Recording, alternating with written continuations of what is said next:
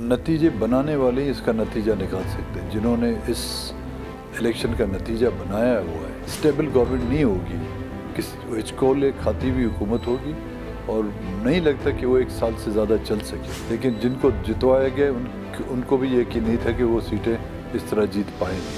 ابھی تک تو ہم نے یہ فیصلہ نہیں کیا کہ کس جماعت کے ساتھ ہم جائیں گے.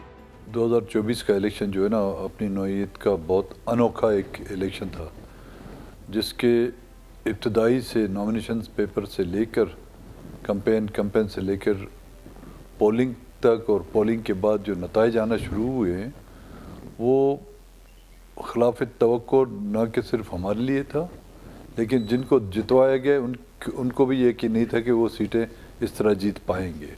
ابھی تک تو ہم نے یہ فیصلہ نہیں کیا کہ کس جماعت کے ساتھ ہم جائیں گے, کیونکہ نہ ابھی تک کسی نے ہم سے رابطہ کیا ہے, اور نہ ہی ہم کیونکہ ہم پچھلے ادوار میں جو کچھ ہمارے جن کے ساتھ ہم نے کچھ دن گزارے ہیں, وہ اس دور کو اپنے سامنے رکھتے ہوئے پھر ہم کوئی فیصلہ کر پائیں گے کہ اس وقت کے جو ہمارے اتحادی تھے, چاہے وہ حکومت میں تھے یا اپوزیشن میں تھے, انہوں نے اس مشکل وقت میں ہمارا کیا ساتھ دیا, اور آج جس سٹیج پر ہم پہنچے ہوئے ہیں ان میں ان جماعتوں کا کتنا ہاتھ ہے. تو ان تمام چیزوں کو مد نظر رکھتے ہوئے ہم آئندہ کا لائحہ عمل طے کریں گے. مجھے نہیں لگتا, کیونکہ اسپلٹ مینڈیٹ ملا ہوا ہے اور کسی بھی ایک پارٹی کو ایک اکثریت نہیں ہے. 2 جماعتیں بھی مل جائیں تو بھی پھر ان کو اکثریت نہیں, جب تک کہ 3 جماعتیں اکٹھی نہیں ہوتی. اور یہ ہم نے پچھلے دور جب پی ڈی ایم کی جب حکومت بنی تھی, اس میں بھی ہم نے دیکھا تھا کہ یہ چل نہیں پا رہے تھے بڑی مشکل سے. کبھی کسی ایک پارٹی ناراض ہوتی تو کبھی دوسری کو خوش کرنے کی کوشش کی جاتی تھی. تو وہ تو 1.5 سال کا عرصہ تھا, بڑی مشکل سے گزر گیا.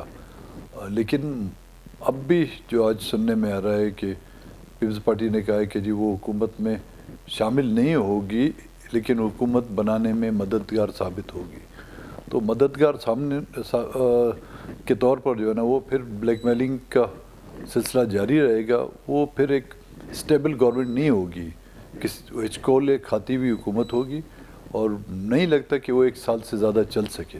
ابھی تک تو جو 4 جماعتی جو اتحاد جو کوئٹہ میں بنا تھا, انہوں نے جو فیصلہ کیا کہ ہم احتجاج جو برقرار رکھیں گے, اسی فیصلے کو ہم نے انڈورس کرتے ہوئے کہ وہ احتجاج کو برقرار رکھا جائے.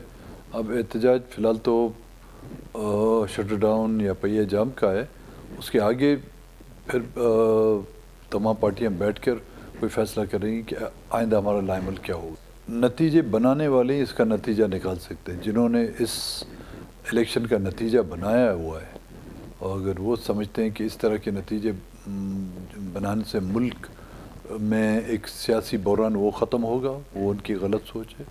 وہ سمجھتے ہیں اس طرح کے نتائج نکالنے سے وہ امیدوار جس کو 300 ووٹ بھی نہیں ملے ہیں, ان کے ووٹوں کو ہزاروں کی تعداد میں تبدیل کیا جائے, کہ وہ کینڈیڈیٹ جس کو اس علاقے کے لوگ جانتے نہ ہوں, واقف نہ ہوں, ان کو کامیاب کرنے سے بلوچستان میں اسٹیبلٹی نہیں آئے گی. بلوچستان میں جو ایک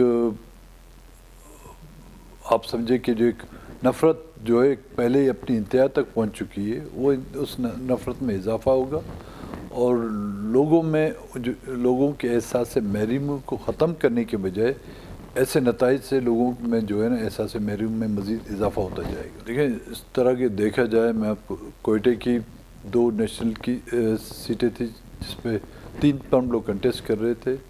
ایک تو کنفرم تھی, دوسرے پہ کافی مقابلہ تھا. اسی طرح کوئٹہ کی 4 پروونشل اسمبلی ہماری کنفرم تھی, اور خاران, نوشکی, گوادر, اور آپ کے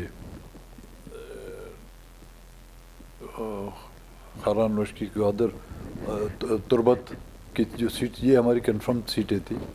اور پروونشل میں تو صرف وڈ کے علاوہ کوئی ہمیں نہیں دی گئی, باقی سیٹوں کو وہ لے گئے. قومی اسمبلی کی بھی جو میں جس سے 3 پہ خود کنٹیسٹ کر رہا تھا, وہ تو جو ہمارے مد مقابل پارٹیاں بھی تھیں، وہ بھی کہتی تھی کہ صوبائی میں نہیں تو ہم نیشنل میں ضرور آپ کو ووٹ دیں گے. تو ان کے بھی رزلٹ راتوں رات تبدیل کر دیے گئے.